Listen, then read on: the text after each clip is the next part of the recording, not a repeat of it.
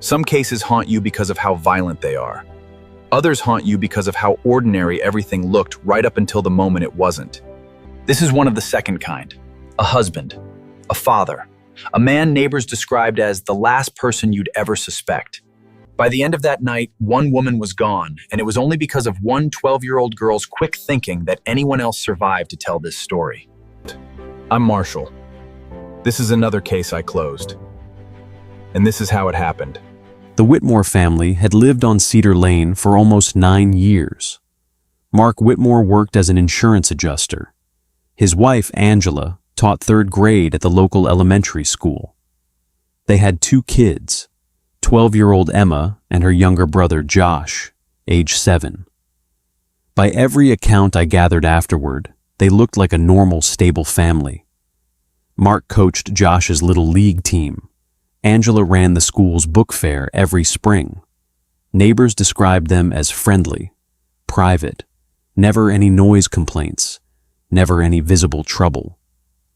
What almost nobody knew, except Angela's sister, who I spoke with days later, was that Mark had been under serious financial strain for nearly a year. He'd made a series of bad investments using money from a joint account without telling Angela. And 2 weeks before that night, she'd finally discovered it during a routine bill review. According to her sister, Angela had told Mark she wanted a separation. She hadn't told the kids yet. She hadn't told anyone else yet either. It was a Wednesday night, just after 11 p.m. Emma later told investigators she woke up to raised voices downstairs, her parents arguing, which she said had happened more in the past 2 weeks than in her whole life before that. Then she heard something different, not shouting anymore, just silence followed by her mother's voice, sharp and frightened, cut off mid-sentence. Emma did something that likely saved her life and her brother's. She got up quietly, went to Josh's room next door, woke him, and moved both of them into the walk-in closet in his room, the one with a lock on the inside, something their father had installed years earlier after a break-in scare in the neighborhood. She used an old cell phone charging in Josh's room to call 911, keeping her voice as low as possible, telling dispatch only that her parents had been fighting and that she was scared. She didn't yet know what had actually happened downstairs.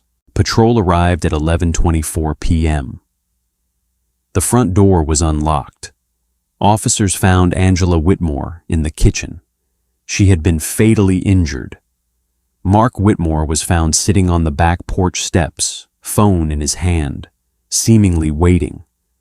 He didn't resist when officers approached him. He said only one sentence before he was taken into custody.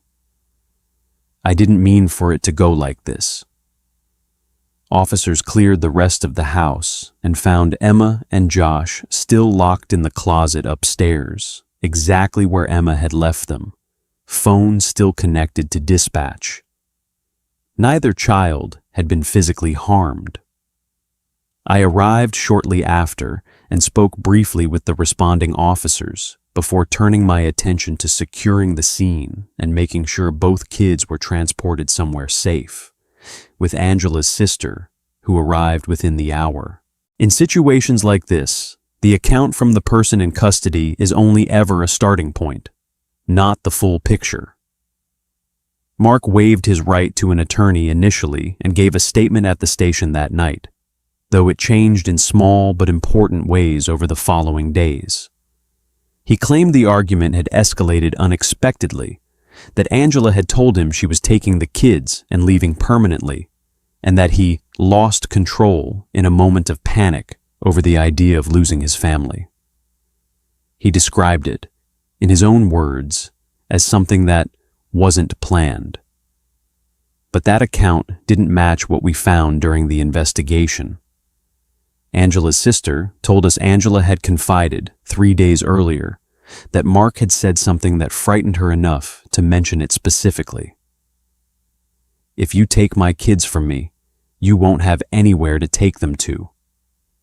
We also recovered a search history from Mark's laptop showing he'd looked into life insurance payout timelines and asset transfer processes just 2 days before the murder.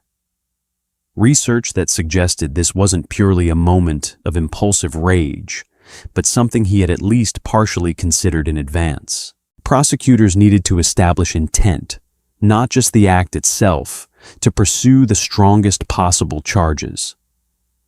That meant piecing together a timeline that went beyond just that one night. We interviewed Angela's co-workers, who confirmed she'd told at least 2 of them about the separation plans, and had expressed some concern about how Mark might react, though nothing that suggested she believed her life was in immediate danger. We also obtained Mark's financial records through a warrant, which confirmed the extent of the money he'd lost. Over $180,000 from investments Angela never knew about until that final bill review. The combination of the financial motive, the search history, Angela's own words to her sister days earlier, and Mark's own shifting statements to investigators built a picture of a man who, whether the final act was impulsive or not, had clearly been under mounting pressure with a great deal to lose if the separation moved forward. I met with Emma and Josh a handful of times in the months that followed, always alongside a child advocate, always keeping conversations gentle and led entirely by what they were comfortable sharing. Emma told me she almost didn't move fast enough. She said, for a few seconds after she heard the silence downstairs, she just stood frozen at the top of the stairs. What made her move, she said, was thinking about her brother's room being closer to the stairs than her own and needing to get to him first.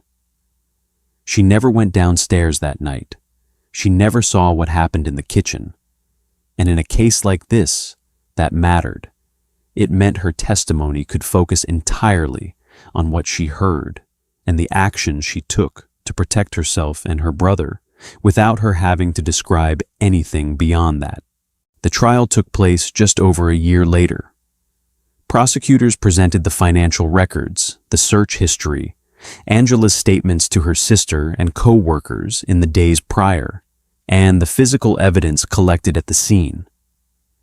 The defense argued for a lesser charge, suggesting the act was a sudden loss of control rather than anything premeditated.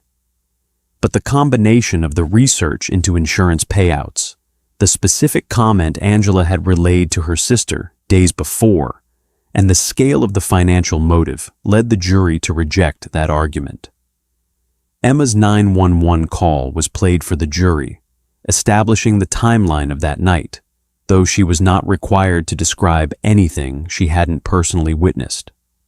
After 9 hours of deliberation, Mark Whitmore was convicted of first-degree murder. He was sentenced to life in prison without the possibility of parole. Emma was 12 years old the night she moved fast enough to save her brother's life and her own. That decision, made in a matter of seconds, is the reason this case ever reached a courtroom at all. I'm Marshall. That's another case closed. If you believe justice should always win, hit subscribe. I'll see you in the next case.